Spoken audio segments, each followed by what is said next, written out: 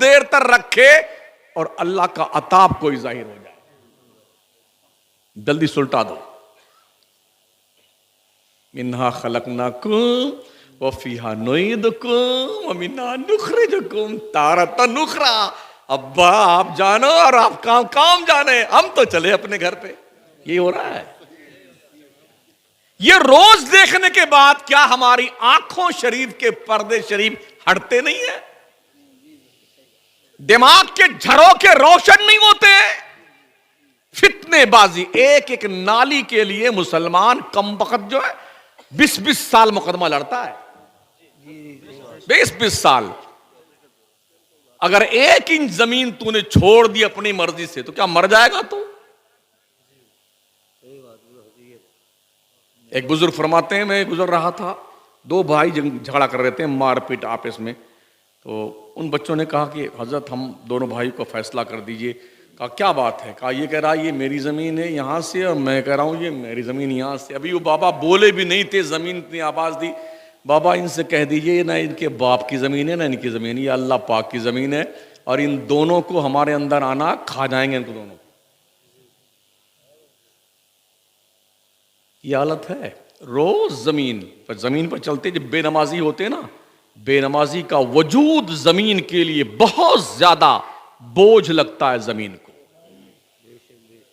ओ अल्लाह की रोजियां हलक शरीफ तक ठूसने वाला 3-3 मरतबा, सुबह चुपड़ी रोटी, दोपहर में कोरमा, बिरयानी, मुतंजन, और शाम को भी तोंद पे हाथ फेर के गली कूचे में घूमने वालों, कम से कम 5 वक्त की नमाज तो पढ़ लिया कर बंदे।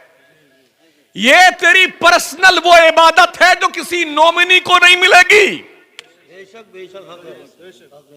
हाँ, बैंक में कुछ रखा वक्का है ना, तो बैंक वाला पूछता है अगर आप अचानक ट्रांसफर हो गए तो ये किसको मिले? नॉमिनी का नाम बताइए। तो कोई अपनी बेगम का नाम लिखवाते हैं, कोई लड़के का नाम लिखवाते हैं। लेकिन नमाज वो इबादत है कि किसी नॉमिनी को नहीं मिलेगी। जब आप मर जाओगे ना तो आपकी कब्र में ये नूर बन के आएगी। इसलिए औलाद को हलाल कमाई खिलाओ, सूखी रोटी खिलाओ यार, चटनी रोटी खिलाओ मगर हलाल की। इसी में दम है, और इस दम ने कैसर और किसरा की ईंट से ईंट बजा कर रख दिया। कौन थे वो लोग? ढंग की जूतियां पैरों में नहीं थी उनके, कपड़ों में पेबंद लगे हुए थे, टूटी टूटी तलवारें थी, ढंग के तीर कमान नहीं थे। मगर जब वो गए ना जंग करने के लिए सहाबा, नबी के दीवाने, तो लोग मजाक उड़ाते थे, ये आए लड़ने के लिए। और जब उन कहीं 8,000, कहीं 9,000, कहीं 10, 15, 20,000 की तादाद होती थी, और सामने वालों का लश्कर 3 लाख का, 3.5, 4 लाख का, उन्होंने फिर बाद में महसूस किया हमने आंकने में गलती कर ली। ये 8-10 हजार जो थे ना, ये मरने के लिए ही आए थे, इसलिए जीत करके मैदान गए।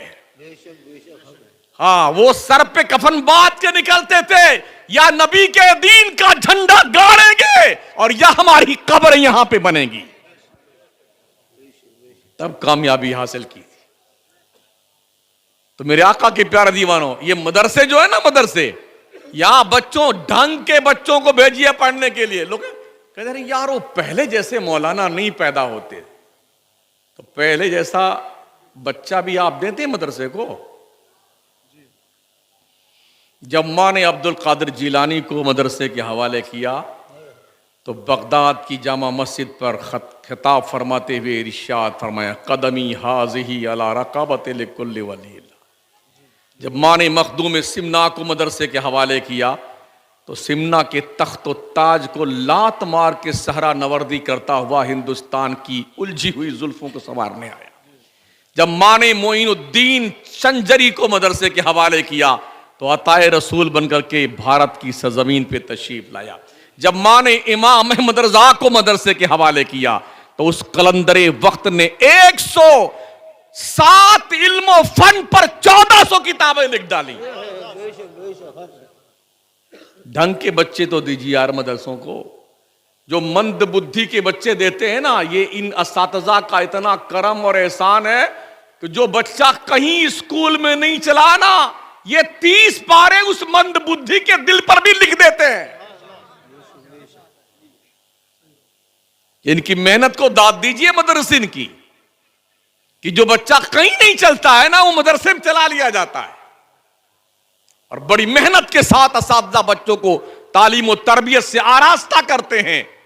और याद रखें साथियों, मदरसों के बच्चों को आप भले ही कैसा भी कुछ भी समझे, मगर जो इनके रुतबे हैं ना, किसी का बाप भी इनके रुतबे की दूर की बात, इनके कदमों की धूल तक नहीं पहुंच सकता है। जिन बच्चों के पैरों तले फरिश्ते अपना पर बिछाते हों, उनका मकाम समझा आपने? जिन उलमा ने कुर्बानियां दी, अगर आलिम कब्रिस्तान के किनारे से गुजर जाए, 40 दिन का अजाब अल्लाह उठा लेता कब्रिस्तान के ऊपर से। आलिम होना चाहिए जी। इसलिए दोस्तों, बुजुर्गों, साथियों, बच्चों को पढ़ाइए। महाराणा के सादात का फरमान है ना, आधी रोटी खाओ, बच्चों को पढ़ाओ। और हम ऐसा खाएंगे तो फुला फुला करके बच्चे पढ़ रहे, दूर की बात, इस गली में उस गली में लिए मोबाइल, पेशाब घर के पास, बाथरूम के पास, नाली के पास है करते रहते रात भर बैठे, करते ना ऐसे ही। जहां आदमी खड़ा नहीं रह सकता है, वो बेटे वहीं बैठ के खाते भी हैं, पान पूंछते रहते हैं, सिगरेटें पीते रहते हैं, नाक बदबू से भर जाए, लेकिन फिर भी उन्हें कोई होश नहीं रहता है। पूरी पूरी रात जब दुनिया की कौमें सुबह वर्जिश करके, पहलवानी करके लौटती हैं, तो हमारा मुसलमान कव्वाली और गाना सुन के लौट रहा होता है। रातों में हम भी निकलते हैं, तकरीर करके आ रहे होते हैं, सैकड़ों बच्चे रोड पर दौड़ रहे होते हैं, 3 बजे रात में, 4 बजे रात में वर्जिश कर रहे होते हैं। उन्हें फौज में भर्ती होना है, पुलिस में भर्ती होना, और हमारे बच्चे 9 बजे तक सो के उठेंगे। माँ बाप भी, अरे मेरा गुड्डू जो है देर रात में तशरीफ लाया है, तो कैसे जगाऊं, अभी डिस्टर्ब हो जाएगा। अच्छा, तेरे घर में आग लग जाए, खुदा ना करे, तो फिर भी तू कहेगा ही, अरे मैं कैसे जगाऊं अपने बच्चे को, अभी जल्दी तो सोया है। मगर ऐसा जगाएगा, लात मार, कभी तू जल्दी उठ, अरे आग लग गई घर में। दुनिया की आग लग जाए घर में तो जलने का इतना डर है कि मार मार के औलाद को जगाते हो। जहन्नम की आग जिस बच्चे को जलाने वाली है नमाज ना पढ़ने की बुनियाद पर, क्या उस बच्चे को फजर के लिए नहीं जगाते हो तुम? क्या ये एहसास है हमें? तालीम हासिल कीजिए, तालीम। हमारे पास तालीम नहीं है। 20 साल मुसलमान सिर्फ चारों तरफ से मुंह मोड़ के इल्म हासिल करना शुरू कर दे, इस देश के हुकूमत की बागडोर तुम्हारे हाथ में होगी। ये ऐसे ही कोई लहर नहीं आई थी जो ये कहर बपा हमारे मुल्क पर है।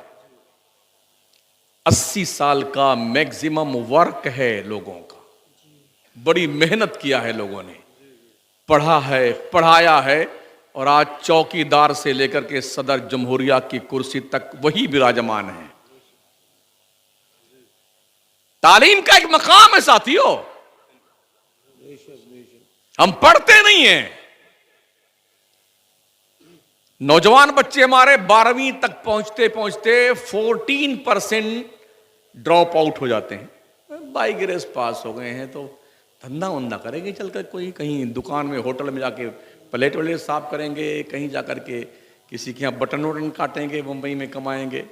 भरा पड़ा हुआ है मुल्क, बड़ा बड़ा शहर।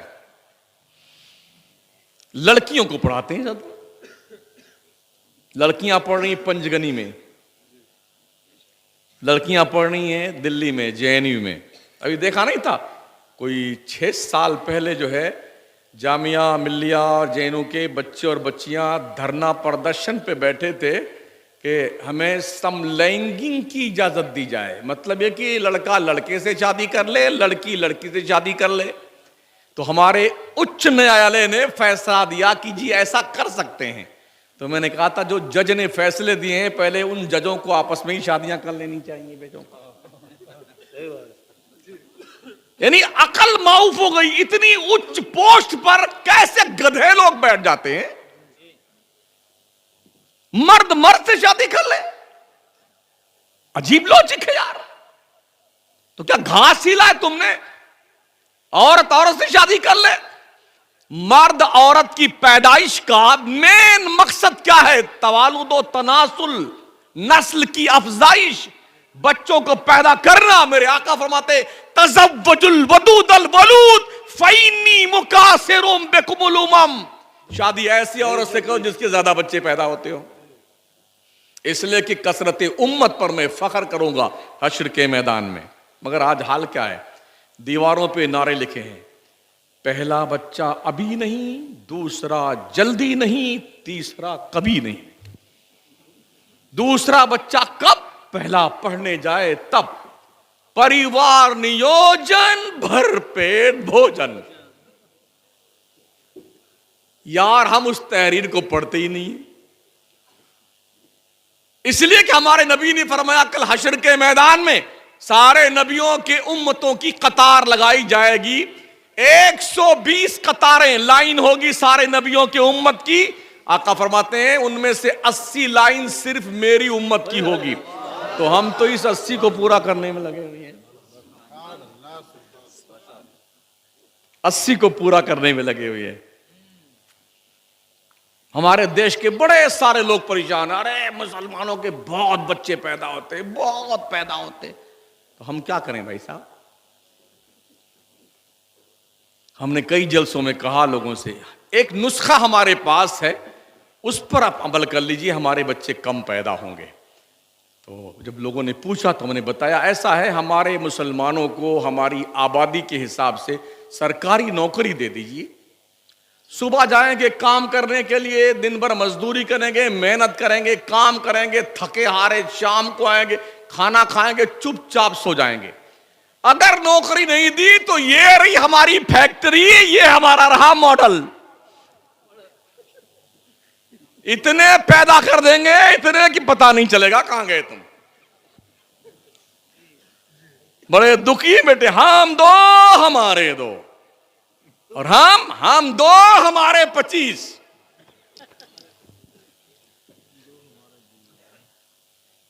कुदरत की शान देखें यार, कितने अरबपति हैं, दुआ मांग मांग के थक गए, अल्लाह कोई एक लूली लंगड़ी लड़की ही दे दे, या अल्लाह कोई दे दे, कानी दे दे, या अल्लाह।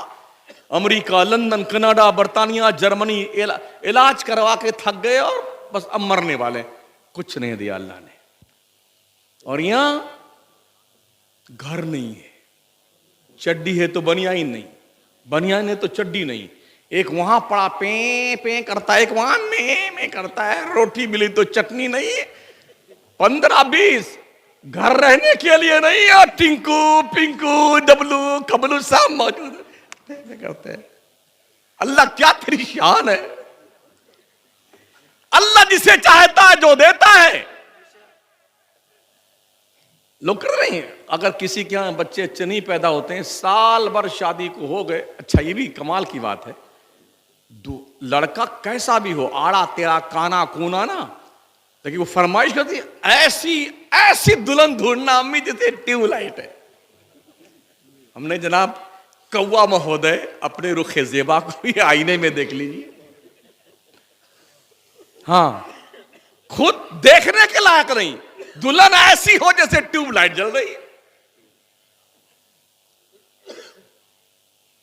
प्यारे आका के प्यारे दीवानों, कभी कभी ऐसा हो भी जाता है, शादी हो गई तो अब मान लो अगर साल भर बच्चे नहीं हुए तो पूरे मोहल्ले की औरतें अल्लाह तौबा जाने किसमें कमी है, अल्लाह तेरी तौबा किसमें, बेचारा लग गया लाइन में, ये डॉक्टर वो डॉक्टर वो डॉक्टर वो, कुछ है नहीं। तो किसी ने सुझाव दिया बाबा के पास जाइए, तो वो गए, बाबा हाँ बिल्कुल। कहा बाबा क्या लगेगा? कहा शेर के सीने की हड्डी, बंदर की मोच, भालू का नाखून। कहा बाबा कहां मिलेगा? कहा सब मिलता है, पैसा बता, पैसा दीजिए। कितना? का 10,000 लिया। क्या करना बाबा? नौचंदी जुमेरात को आना, एक जिंदा मछली लेके आना, आधा मीटर कपड़ा लेके आना, धागा काला काला लेके आना। अब गया बेचारा लेकर के सब सामान, तो उस मछली के मुंह में लकीर वकीर खींच के डाल दिया, ताबीज का बंद किया, कहा जाइए 12 बजे रात के बाद में पुराने कब्रिस्तान में पुरानी कब्र को एक हाथ खोदना, उसी में दफन करना।